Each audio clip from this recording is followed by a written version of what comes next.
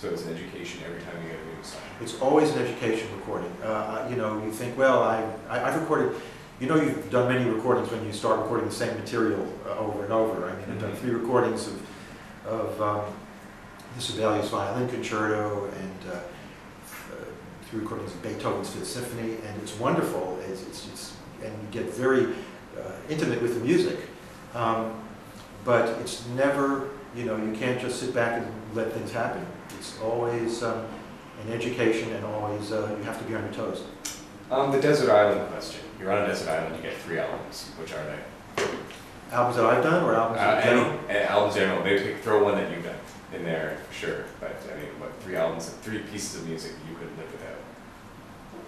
I would say, well, this might be rather esoteric, but Charles Ives, the American composer, his Symphony No. 4, which I think is one of the great masterpieces of the 20th century, the early 20th century. I was fortunate enough to record that piece with the Chicago Symphony and Michael Tilson Thomas in the mid-'80s. That's one of my favorite pieces of music, let alone recordings. But you know, there's just too much. I mean, I did a recording of a Broadway show, original cast, called The Light in the Behind. Sorry. Yeah. I did a recording of a Broadway show called The Light in the Piazza, written by Adam Gettle. The music was by him. Some of the most beautiful music you'll ever hear on Broadway. Great substance, something you don't always hear on Broadway these days. And I'm very proud of that recording. It's beautifully done, and the music is great. So, and you know, my recordings with Wynton Marsalis. I moved from classical to Broadway to jazz. I mean, you know, who could ask for working with, you know, to work with any jazz artist that is, you know, has greater acclaim and frankly greater talent. So, it's very, very difficult. It's a very difficult question. Well, you're saying that you don't have to have perfect pitch to do your job. What do you need? Like, what is like the job requisite? To be a producer, a classical producer, or frankly, I think any kind of producer, music producer, you need good ears, good musical sense, great discipline, and you have to also have real-world sense of budgeting. You know, if you're in an ivory tower and you are doing a recording session, you're budgeting a session for a label, and you want a week of recording a symphony orchestra for a symphony, you know, that's the last time they're going to ask you to do a recording. So you have to be very realistic as to how you budget a recording session. And I think as well you have to, in a way, be a chameleon. You have to adapt to the different personalities and temperaments of the different artists that you work with.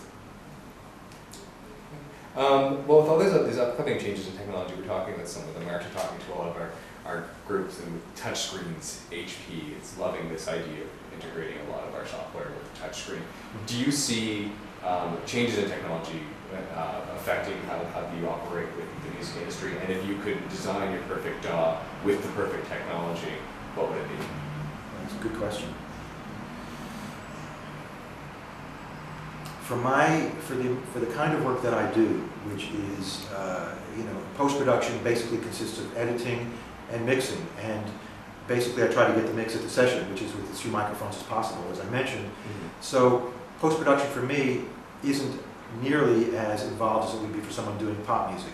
And when I'm using, if I'm doing something rather complex, which allows for greater budget expenditures as well, then I will work with an engineer, and that is a different dynamic as far as my working with another person, which is what I usually do.